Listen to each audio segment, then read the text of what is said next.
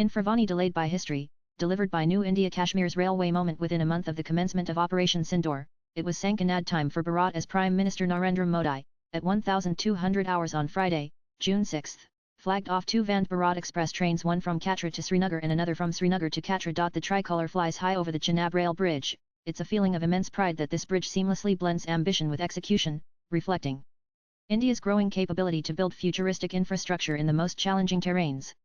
Pic.twitter.compare Kelifo 7K Narendra Modi June 6, 2025. In addition to being an extraordinary feat of architecture, the Chenab rail bridge will improve connectivity between Jammu and Srinagar.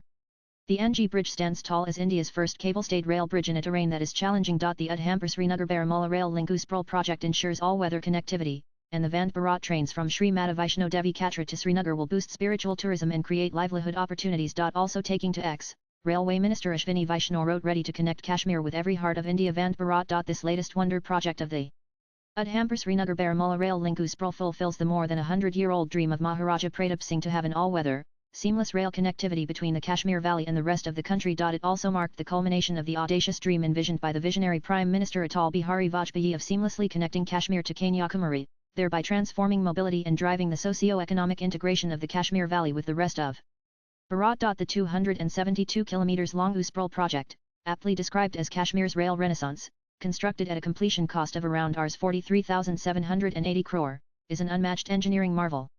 The complex project includes 36 tunnels spanning 119 km in extremely difficult terrain and also boasts 943 bridges. Majestic as the project is, surveying the railway alignment and constructing this made in India wonder amid extremely hostile terrain, inclement weather conditions and the ever-present threat of terrorism, stands as a tall tribute to the Indian railway engineers, workers, consultants and contractors. In the paragraphs below, I describe key aspects of the technological marvel. That the project is the longest rail tunnel T50, measuring 12.77 km and connecting Kuri and Sumber, is the longest rail tunnel ever constructed in the country. Excavated using the new Austrian tunneling method NATM, the tunnel navigates highly complex geological strata, including quartzite, gneiss, and philite. The construction faced myriad challenges, including but not limited to sudden high water ingress, landslides, shear zones and jointed volcanic rock formations. To meet these engineering challenges, engineers bore through 3 ADITS access tunnels, allowing simultaneous construction from multiple faces and thereby accelerating the timeline.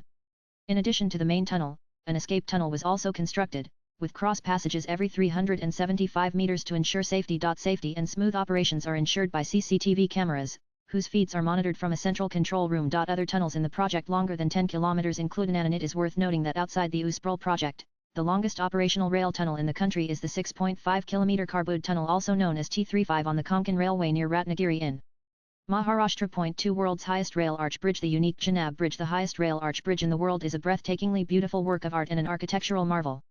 It is a testament to the in-house engineering capacity of New Bharat. At a height of 359 meters above the riverbed, the bridge rises 35 meters higher than the Eiffel Tower.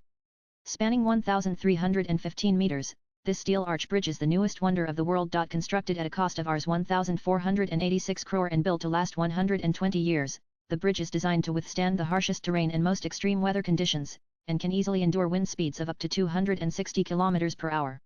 The structural steel used in construction is suitable for temperatures ranging from -10 to 40 degrees Celsius, ensuring resilience across seasonal extremes.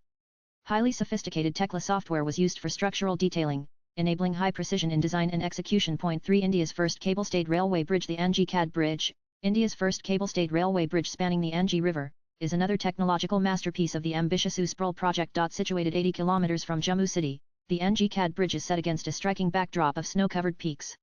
It towers 331 meters above the riverbed and stretches 725 meters across, anchored by 96 high-tensile cables. At its heart lies an inverted I-shaped pylon rising 193 meters above its foundation. The total length of cable strand used in the bridge is an impressive 653 kilometers. Remarkably, the entire structure was completed in just 11 months. Over 8,200 metric tons of structural steel have gone into its construction, ensuring strength and durability in a region shaped by young, restless mountains.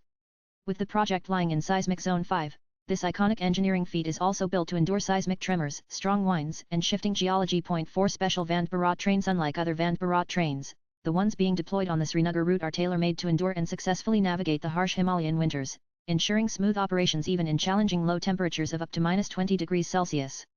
Heated windshields, advanced heating systems, and insulated toilets ensure that the train remains operational and comfortable throughout the year. There is yet another innovation. Supporting this route is a snow removal train that clears the tracks ahead, ensuring year-round services. Seismic dampers are installed to absorb tremors, offering a safer and smoother journey in this high-risk zone. Together, these efforts are reimagining rail transport, rewriting the history of train movement, and making it more resilient, reliable, and future-ready. Today is a day like never before for Kashmir and Bharat. What unfolded today, after more than 100 years, navigated the steepest gradients, took innumerable detours, pierced seemingly impenetrable mountains, and crossed undulating valleys. It was truly Shankhnad time for Bharat, a day of deliverance, comparable in scale to the Chandrayaan landing on the moon. Arriving at the Air Force Station in Udhampur earlier in the day, Prime Minister Modi flew by chopper to the inauguration site to inaugurate the latest wonder of the world, the Chenab Bridge. Thereafter, he flagged off the first Vande Bharat Express from Katra to Srinagar, celebrating the moment of connecting Kashmir with every heart of Bharat. The historical context of Jammu and Kashmir's railway journey can be traced back to the late 19th century when, as part of his Punjab Kashmir project in 1889, Raoul de Bourville, a major general in the Royal Engineers of the British Army, conducted the first survey for a rail line from Jammu to Aknor, located on the banks of the Chenab.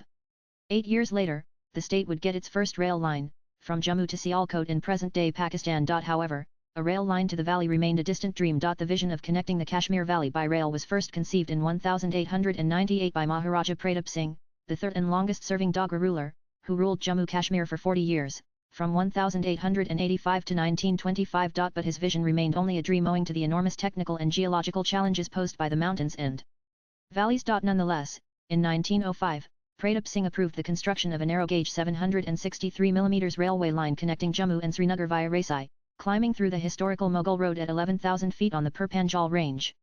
However, such an elevated pass would have meant the railway was not all-weather, rendering it impractical to construct. With partition in 1947, the state was disconnected from the Indian rail grid, and a new line from Pathankot to Jammu had to be laid. Post 1947, the first step towards a railway line to Kashmir was the extension, in 1952, of the Jalandhar-Mukrian branch line to Pathankot, and later from Pathankot to Kathua in 1966. These were the first baby steps in establishing rail connectivity to Jammu. A railway line to the Kashmir Valley, however, was still nowhere in the planner's vision. In 1972, the Kathua-Jammu section opened, bringing Jammu onto the rail map when the first passenger train, the Srinagar Express, now Jhelum Express, connected Jammu to Delhi. This development occurred against the backdrop of the 1971 Indo-Pakistani War, making it a remarkable achievement. It was not until 197,374 that a survey for a broad-gauge line through the Shivaliks was conducted, with a proposed construction period of 10 years. In 1983, Indira Gandhi inaugurated the construction of a railway line from Jammu to Udhampur. Meanwhile, in 1994, the new broad-gauge line between Udhampur and Srinagar was included in the budget. Its scope was later extended to Baramulla. In 1995, the Udhampur-Katra rail link was sanctioned, followed by the Katra-Kazigand and the Kazigand-Baramulla links in 1999. The 53 km line from Jammu to Udhampur was completed in April 2005, while the 25 km section from Udhampur to Katra was completed on July 4, 2014. Though the line to Kashmir was first conceived during the regime of Indira Gandhi, little more than lip service was offered, and the railway dream of Kashmiris remained confined to the game of chuk-chuk-adai that children played in villages and towns. Then came the visionary Prime Minister Atal Bihari Vajpayee and his declaration of the railway line as a project of national importance. The credit must go to Prime Minister Atal Bihari Vajpayee for bringing the project into the national mainstream and declaring it a project of national importance. The following target was set by Vajpayee on May 23, 2002, at the end of his THRE-a-day visit to Jammu Kashmir. The 287 km Udhampur-Srinagar-Baramulla rail line will be completed within 5 years at a cost of Rs 3,600 crore. This railway line is vital for Jammu Kashmir from the point of view of acceleration of its socio-economic development, promoting national integration and strengthening India's security infrastructure. The project will be completed, and the first train will roll into the Kashmir Valley before August 15, 2007. I am happy to announce the speeding up of the implementation of this ambitious project in the 150th year of Indian Railways. Our country has the requisite experience of completing railway projects in difficult terrain in record time, as is evident from the example of the Konkan Railway.